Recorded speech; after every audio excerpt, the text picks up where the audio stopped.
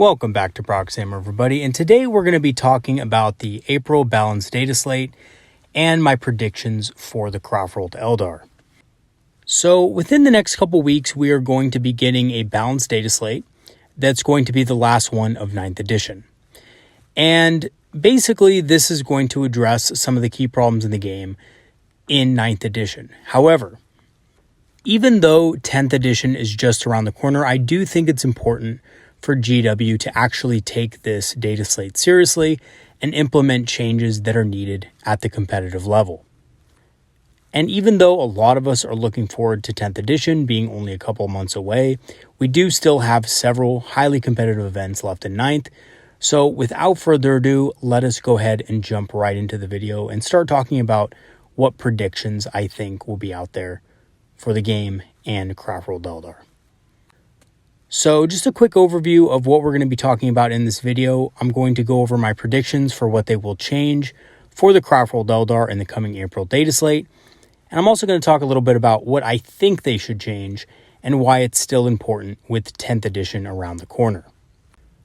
So honestly, I'm going to try to keep this video quick just because of the fact that I've kind of gone over this before and I've told you guys many times what I think they should change in the upcoming data slates, and they honestly haven't done anything that I think is needed for the Eldar Codex, but, you know, they have changed a couple things here and there, seemingly randomly in the last data slate. So I think that they are going to focus on Eldar secondary objectives because that seems to be the point that they usually focus on in these types of data slates. So I don't think we're going to see too many point changes, maybe a couple here and there. But I think if anything, if we do see point changes, it'll be to Dark Reapers. I think they'll probably reduce them to 25 points per model and perhaps reverse the D-Scythe nerfs that they gave to Wraithguard. Most of all because, you know, we kind of all knew that this nerf to Wraithguard with D-Scythes kind of came out of left field. A lot of players were confused, and it just itched to me like one of those noob nerfs, you know, when people just get into the game and just start playing and they don't really know what's good and what's bad, and they see something kill one of their units and they say that it's OP. It kind of seemed like that, to be honest with you, when I saw that nerf hit the Eldar. So I do think they're going to probably reverse that if they do any point changes, as well as, you know, reduce Dark Reapers a little bit more. And my reasoning behind this is just simply due to the fact that Dark Reapers can be taken in boarding actions, and I think GW wants to make them a little bit more point friendly, make them a little bit more even in terms of their points cost. You know, 27 points is kind of an awkward number for, well, to be honest with you, for boarding actions specifically. So I do think they might actually do that. And to be honest with you guys, other than that, I really don't see them changing much about the Craft-Rolled Eldar, despite us as a pure Craft-Rolled army sitting at about 45% on average when you're talking about raw tournament data. And of course, this is what GW has them sitting at. The real number might be slightly different than this. And there's kind of been a little bit of a debate between the competitive community and GW regarding the actual tournament data. So, you know, obviously you guys have probably seen this on a couple of YouTube channels out there discussing competitive Warhammer 40K. And the numbers that GW puts up on their MetaWatch videos are usually a couple points off of the real data. And so this has kind of caused a stir within the competitive community because GW hasn't been quite transparent enough with what tournament data they're actually using for their MetaWatch videos. However, to be honest with you, after looking at them myself and seeing the difference is pretty negligible. Usually it's between 1 or 2%, 2% being the, you know, basically maximum amount of difference that you might see. And, you know, it might be a little bit different for some armies out there, but for the most part, the percentage difference is pretty negligible. So overall, I think we can safely say the Craft-Rolled Eldar are sitting at about a 45% win rate, and that's pure Craft-Rolled Eldar. That's not including, you know, Harlequin allies, and that's also not including Ynnari. So having said that, GW has stated that any army between 45% and basically 50%, or excuse me, 55%, is looking pretty good. That's where they want armies to be within tournament play. So I think it's safe to say that Eldar aren't going to get any massive changes, and they might only get minor buffs, if any at all. Now, talking a little bit about the secondary objectives that might see a buff, the two that come to mind are Wrath of Cain and Scout the Enemy. Now, Scout the Enemy is a pretty common pick for most Eldar players. We can reliably score on this at least 10 points. Most of the time, you should be aiming for at least 12 points on this. But, in good games, you can easily score 15 points, especially if it's a runaway game. So, Wrath of Cain, in my opinion, is one of the weaker ones just because it's very matchup dependent and it heavily relies on melee units to maximize its points, which is really not that easy to get for 3 consecutive turns in a row, especially if your opponent is pretty savvy to you and knows what you're going to do and knows how Wrath of Cain works. You might be able to get this off 1 or 2 times in a game against a really good opponent, but getting it off 3 times in a row might be a little difficult. And at that point, scoring, maybe 8, maybe 9 points max in a game is kind of hard. So you might not actually be able to do it, especially if you consider that turn 1 is usually, in most cases, going to be a pretty low killing turn. Scout the Enemy, on the other hand, again, very good secondary objective, but only when used in the enemy deployment zone and has a much higher failure rate than some other secondary objectives, for example, behind enemy lines. So, of course, behind enemy lines and Scout the Enemy can be used in tandem with each other, which is very effective, but your opponent can also screen out their deployment zone very well, and you might actually not be able to get units within their deployment zone that are able to score very easily. So what you're looking at here is a possible 1 point per action buff when you're not in the enemy deployment zone. So if you have a unit that uses Scout the Enemy outside of your own deployment zone, outside of 6 inches, but not within the enemy deployment zone, you might be able to score 1 more point on that, which would be a pretty sizable buff. And I think Scout the Enemy would become a much stronger pick in a lot more games. It is a strong pick now. Obviously, I usually pick it in most of my games, for example, but it will become much stronger, and I think it'll become much more sought after if GW decides to buff that a little bit. And as for Dark Reapers dropping to 25 points a model and the reverse of the D-Scythe nerf, I think obviously Dark Reapers have been very overpriced since the Codex came out, and a 3-point drop from the last Dataslate isn't going to change much and hasn't changed much. They're still not being used in competitive play whatsoever, and they most definitely need a buff. Again, especially since they can be taken in boarding actions, which I think honestly is a kind of a fun game mode, honestly. And even though it's not that competitive, I think it's really fun, and I think Dark Reapers should be included in this for a little bit less points. Again, they're one of the worst units to take, ironically, in boarding actions just because none of their weapons are really strong in close quarters fighting. But, a 2-point decrease in, points per model might actually help them be a little bit better in that game mode. And lastly, I think the D-Scythe nerf might get reversed because it was never OP to begin with, and if anything, it was a little bit underwhelming. So, honestly, a lot of players, when they saw D-Scythes for the first time in the new Codex, they kind of wrote them off a little bit. They are a very good weapon, especially for clearing some types of units that rely on invul saves and heavy armor. But against a lot of targets out there, they're just either overkill or just not enough. For their points, of course. And, obviously Wraithguard are very expensive and D-Scythes are a very short range. So very easy to screen out from things like Webway Strike and stuff like that. And in most cases, they're just not going to make up their points before they die. So I think this nerf actually might get reversed because of that.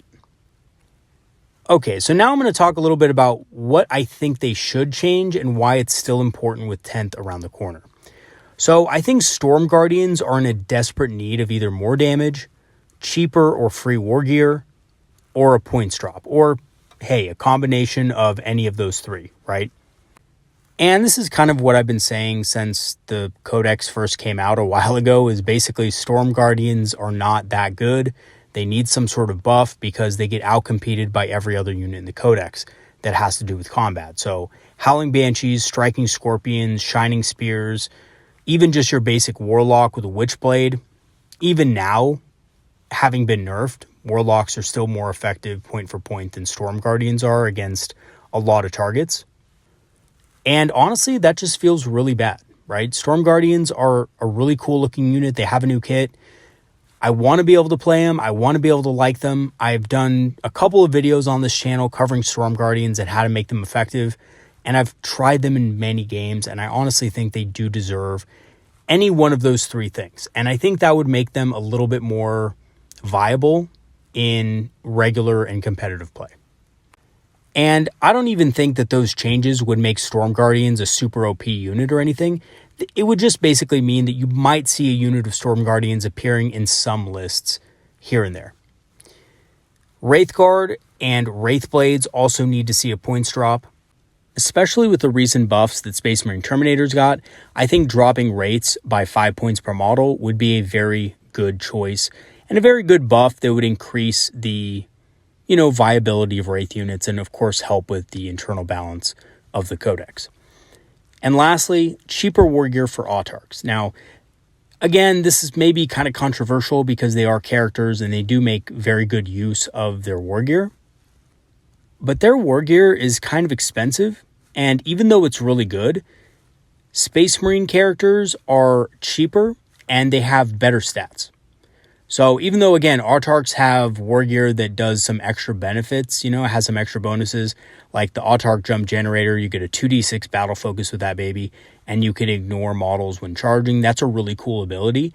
I just think maybe it's a tad too expensive for the model that it's on. And, that's my personal opinion. I don't actually think that many people might agree with me on that one. For example, my Uthway buddy thinks that the Autarch Jump Generator should be more points.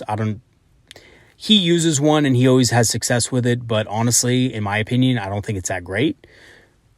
I think it's basically a poor man's Troop Master, and Troop Masters just do so much better in every way, and they're cheaper. So I do think that Autarchs need a war gear decrease in points. Just by 5 points, I think the Autarch Jump Generator probably needs to be 15 points and the Swooping Hawk Wings need to be 10. The Dragon's Fusion Gun probably needs to be 10 points and the Death Spinner definitely needs to be 5 points, right? And I don't think that's asking for too much. That would probably bring down the price of the Autarch overall by about 10 to 15 points, which I think is pretty fair and I think would be a very cost-effective buff to Autarchs. Okay, so many of you might be thinking, well, why is this even important? We're going to have a new edition in 2 months anyway. Let's just wait for that. Who cares about this data slate?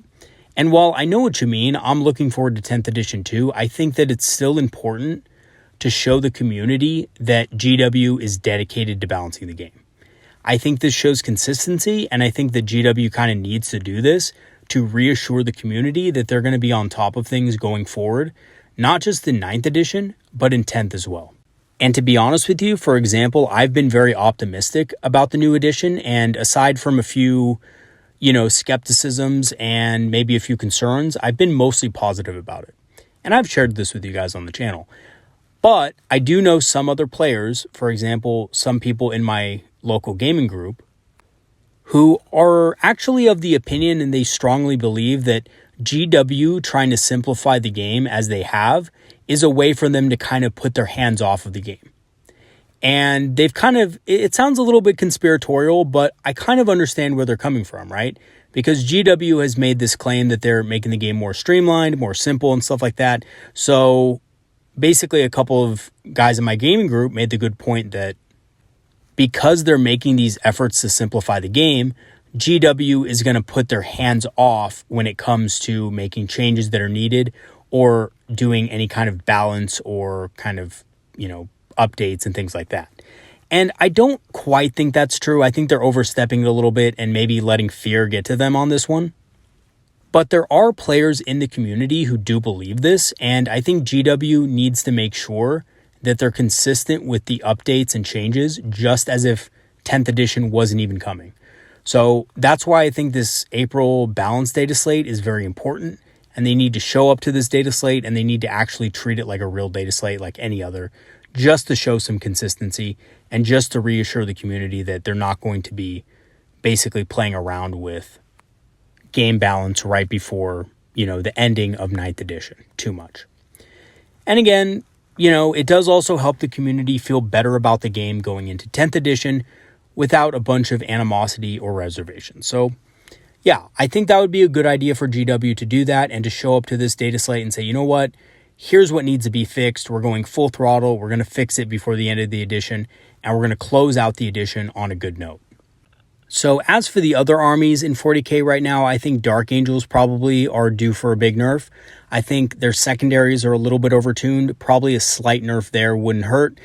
And I also think that a nerf to their huge Deathwing Terminators that are basically nigh unkillable in the right situations and right circumstances is warranted as well. So I actually just think increasing them by 5 points a model would fix it. I think that would be perfect. I think that would be a great kind of nerf to just bring them in line. But I also think that maybe giving them a nerf to their transhuman would also be in line. So basically, instead of 1, 2, or 3 failing to wound, maybe just a 1 or 2 failing to wound. So I think that could also be pretty good. And I honestly think that those changes would make Dark Angels very balanced. As for Genestealer Cult, to be honest with you guys, I've never played against Genestealer Cult ever, so I really don't have any experience with them whatsoever. It's one of those few armies that I've never actually played a real game against. No one in my gaming group plays Genestealer Cult, and I've never been able to find a player in a pickup game that plays them. I know, it's crazy, but honestly, they're a very rare army. They're a very niche army, and outside of, big tournament games and, big tournaments, they really don't appear that much in my local area. So unfortunately, I don't have direct experience playing against them, but having read up on them quite a bit, I think that changing the way that their ambush abilities work a little bit so that players have a chance to react against them would be very helpful as far as balancing them a little bit. And in exchange, the units that are hardest hit by that nerf to their ambushing would get a points decrease of a couple points per model to compensate for that. I think that would be pretty fair. I think that would also give players a chance to actually react against them. And also at the same time, the Genestealer Cult player not feeling like he has no other options available to him. But again, take my advice here with a grain of salt and probably a lot of salt, just because really I haven't had any real experience against Genestealer Cult, so I don't really know what they're capable of, to be honest with you guys. So in conclusion, do I think GW is going to go all out on this one like they did for past data slates? Probably not. However, I think it's still important for them to treat this as they would any other balance patch to show consistency and, of course, to reassure the community that they actually care about the balance of the game. So regardless of the upcoming edition, however, our codex does still have big internal balance issues that I hope, at the very least, they partially address in the next data slate. So we'll see. Probably not, right? They haven't addressed it basically for the whole of 9th edition, so they probably won't address it now, but one can hope, right? All right, everybody, that's going to be it for today's video. Thank you to all my Patreons and people who have supported the channel. I appreciate it greatly. I'm going to go ahead and leave my Patreon and PayPal links in the description for those of you who do want to support the channel further. Again, thank you so much to all of you who have. All right, everybody, that's going to be it for today. More videos to come later this week. Peace out, and see you guys later. Have a good one, everybody.